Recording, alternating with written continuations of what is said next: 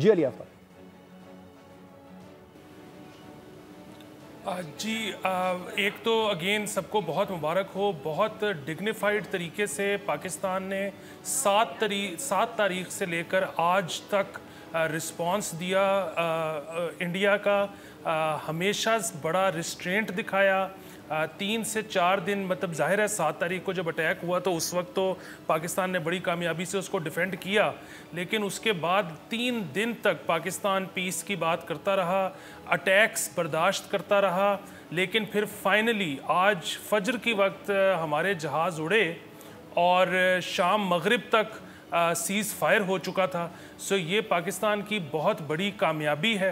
अब जहाँ तक बात है सीज़ फायर की, सबको मुबारक हो। ये तो मतलब पाकिस्तान, इंडिया, पूरी दुनिया के लिए बड़ी खुशाइन बात है सीज़ फायर का होना।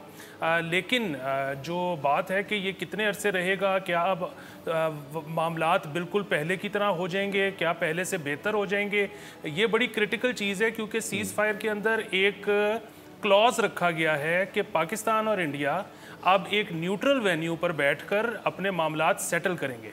अब ये बड़ी अच्छी बात है, इंशाल्लाह ये होगा।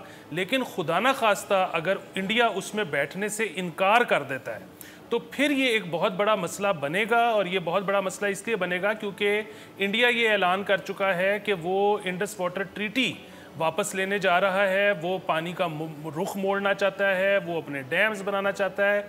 सो बुनियादी बात यह है कि अभी तो खैर पानी हमारे पास वाफिर है, लेकिन अक्टूबर में जाकर जब मौसम बदलेगा तो उस वक्त खरीफ की फसलों के लिए हमें पानी की ज़रूरत होगी।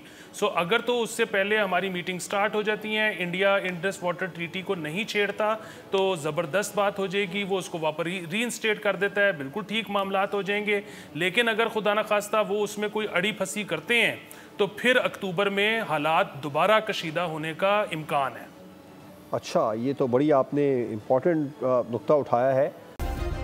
सब्सक्राइब करें और बेल दबाएं ताकि कोई खबर रह न जाए।